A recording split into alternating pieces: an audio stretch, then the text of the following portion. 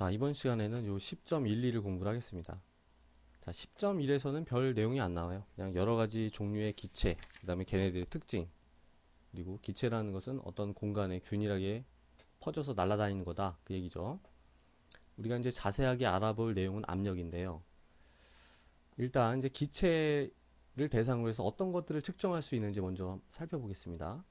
일단 몰수를 생각할 수도 있겠죠. 이 기체 궤 안에 몇 몰의 기체가 날아다니는지 측정할 수 있죠.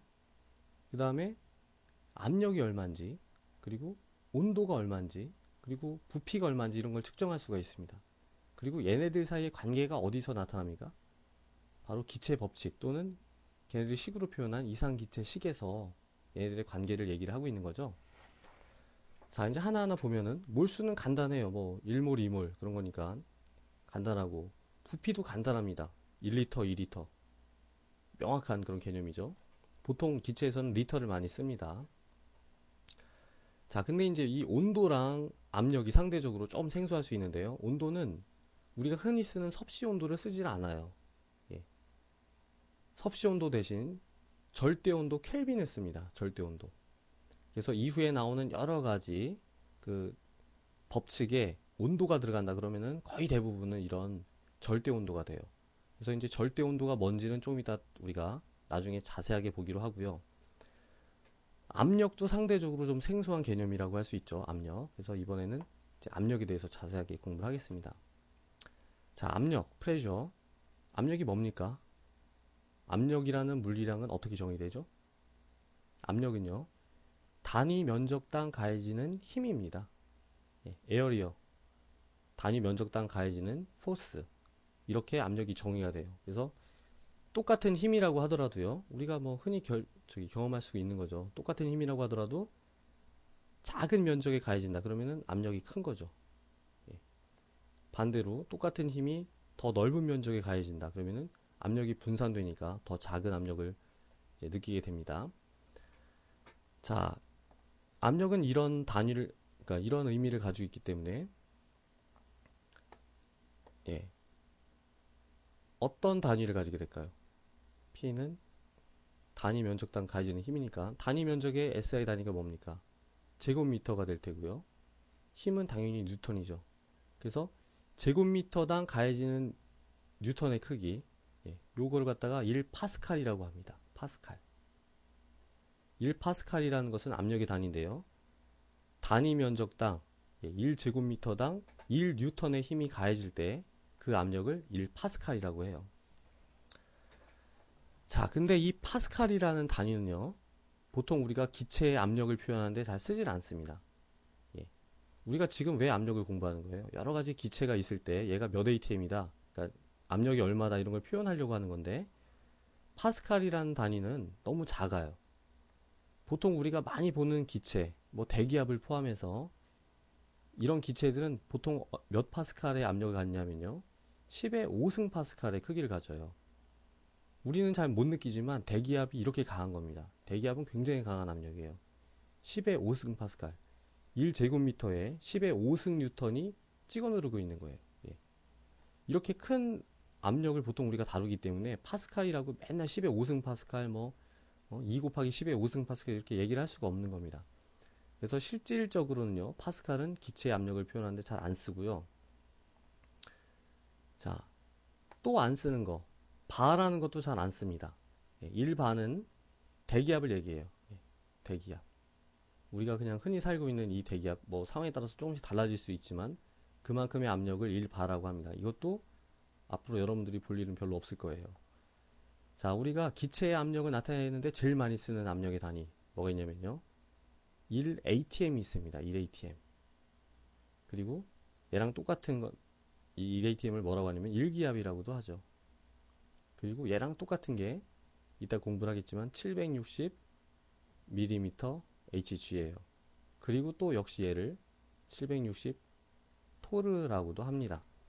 예. 자, 토르도 뭐 그렇게 많이 쓰는 단위는 아니고요. 요거 세 개.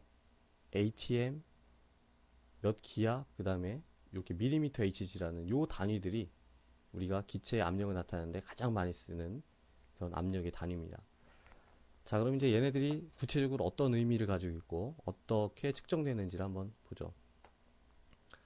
아까도 말씀드렸지만 우리가 이제 대부분 접하게 되는 기체는 이 대기 중의 압력과 비슷하겠죠. 예, 뭐 풍선 안에 있는 압력이라든가 아니면 축구공 안에 있는 압력이라든가 예, 대기압보다 조금 더 높은 그런 수준이에요.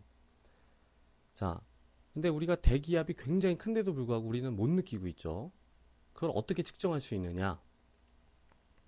대기압을 측정하려면요, 압력이 전혀 없는 0점이 있어야 돼요. 예, 우리가 어떤 물질의, 그러니까 어떤 물체의 길이를 잰다. 어떻게 합니까? 얘를 0으로 맞추고 그거로부터 여기가 10cm를 향한다. 이렇게 해서 이 물체의 길이가 10cm라는 걸 아는 거잖아요. 그런 것처럼 우리의 대기압을 측정하려면요, 압력이 전혀 없는 0점이 있어야 돼요. 그래야지 그걸로부터 상대적으로 얼마만큼의 압력을 가진지를 측정을 할 수가 있는 거죠. 자, 뭐냐면 결국은 우리가 진공을 만들어야 된다 이겁니다. 진공. 아무것도 없는 기체에 두고 뭐고 아무것도 없으니까 압력이 0인 거죠. 진공을 만들어야지 이제 그 대기압을 측정할 수 있다는 건데, 그거를 맨 처음에 한 사람이 토리첼리죠. 예, 토리첼리. 자, 이제 토리첼리의 실험을 간단히 보면은요, 이렇게 U자 관이 있습니다. 여기에 수은이 채워져 있어요. 만약에 양쪽 끝이 이렇게 열려 있다면은 어때요? 여기에서의 압력과 여기에서의 압력 어차피 똑같잖아요. 똑같은 대기압이잖아요. 그러면은 두 수은 기둥의 높이 차이가 없겠죠. 똑같이 이렇게 평평해야 됩니다. 만약에 여기가 압력이 더 세면 어떻게 될까요? 이제 얘가 눌림이 더 세니까 이렇게 약간 올라오게 되겠죠. 그래서 요만큼의 높이 차이가 생기게 되고, 압력의 차이가 크면 클수록 이 높이 차이는 더 커지게 됩니다. 자, 이 높이 차이를 우리가 측정을 하면은 이 압력 차이도 계산할 수 있겠죠. 자, 만약에 높이 차이가 수은 기둥이 10cm만큼 올라갔다. 그러면은 얼마만큼의 압력 차이가 있는 건가요? 수은 기둥 10cm가 가지는 그 압력을 계산하면 되는 거예요. 예. 수은 기둥 10cm가 가는 요 면적이 있고 얘의 무게가 있잖아요. 이만큼의 무게가 갖는 힘을 요 단위 면적으로 나누면 요 압력 차이를 우리가 계산할 수가 있게 됩니다. 자, 그걸 갖다 더 발전시키면 이런 식으로 생각을 할 수가 있게 되는데요. 이쪽은 진공이에요. 아무것도 없는 진공입니다. 압력이 0이에요. 그리고 이쪽은 열린 대기압입니다. 역시 당연히 이 진공보다는 대기압이 압력이 크기 때문에 높이 차이가 이렇게 발생을 할 거예요. 자, 요만큼의 수은 기둥이 갖는 높이 차이, 그러니까 요만큼의 수은 기둥이 갖는 압력은 뭐랑 똑같습니까? 바로 외부 대기압과 똑같다는 얘기죠. 예. 요걸 측정해 보니까 76cm더라 이거예요. 자, 76cm의 수은 기둥이 갖는 압력과 외부 대기압이 똑같다 이거예요. 자, 우리가 이런 방식으로 대기압을 측정할 수가 있었던 겁니다. 왜냐면 진공을 만들 수 있었기 때문에 가능한 거죠. 자, 이제 요거랑 거의 이거랑 완전히 똑같은 의미를 갖는 실험이 여기 있는데요. 이제 토리첼리는 실제로는 이런 실험을 통해서 대기압을 측정했던 거죠. 그래서 이제 여기 진공이 만들어지고 이 수면과 수은 기둥의 높이 차이가 발생하게 됩니다. 그리고 얘가 76cm였다는 거죠. 그래서 1기압을 76cm면 760mm죠. 그래서 760mm Hg다. 그러니까 수은 기둥 760mm에 해당되는 압력이다 이런 뜻이겠죠. 그리고 이걸 토리첼리가 했기 때문에 760 토르라고 합니다. 그리고 이게 그냥 보통 상태에서의 대기압이기 때문에 1atm이라고 표현을 하는 거죠. 애트모스피어의 약자죠. 그리고 이거를 우리나라 말로는 1기압이라고 표현을 합니다. 자, 굉장히 중요한 단위들이죠. 자, 그러면 이제 요런 거를 좀 더 우리가 적용하는 걸 연습할 필요가 있는데요. 한번 해보겠습니다. 자, 요런 여러 가지 상황에서 이 기체가 가진 압력을 한번 따져보죠. 지금 얘는 이제 열려 있어요. 열려 있으니까 이 외부 기압은 1기압입니다. 그리고 여기 수은 기둥이 있는데 여기가 이렇게 높이 차이가 여기가 더 높네요. 그럼 어디가 더 압력이 큰 건가요? 이 기체랑 외부 대기압 중에 당연히 얘가 더 큰 거겠죠. 예. 얼만큼 더 큰가요? 바로 수은기둥 52cm에 해당되는 그런 압력만큼 얘가 더 큰 거예요. 자, 수은기둥 52cm면 얼마였습니까? 아까 760mm HG에다가 예, 외부 기압이 760mm HG인데 걔보다 요만큼이 더 적다는 뜻이잖아요. 여기 있는 압력은. 그러니까 여기서 520mm HG를 빼버리면 되는 거죠. 그래서 240mm HG. 그게 바로 뭡니까? 여기 있는 이 기체의 압력이다 이거예요. 예. 자, 그 다음에 이것도 해볼까요? 지금 이제 요거는 반대죠. 열려 있는데 이쪽이 더 높습니다. 어디가 더 압력이 높나요? 이 기체가 더 압력이 높은 거죠. 얼마큼 높나요? 76mm에 해당되는 수은 기둥의 압력만큼 얘가 더 높아요. 그러니까 760에다가 760mm HG에다가 67mm HG를 더해서 827mm HG가 되겠죠. 그게 바로 뭐라고요? 요 기체의 압력이 되는 거예요. 자, 만약에 얘를 갖다가 우리가 827mm HG를 몇 ATM인지 계산하고 싶다. 그럼 어떻게 하면 됩니까? 그냥 단순히 환산인자를 이용해주면 되죠.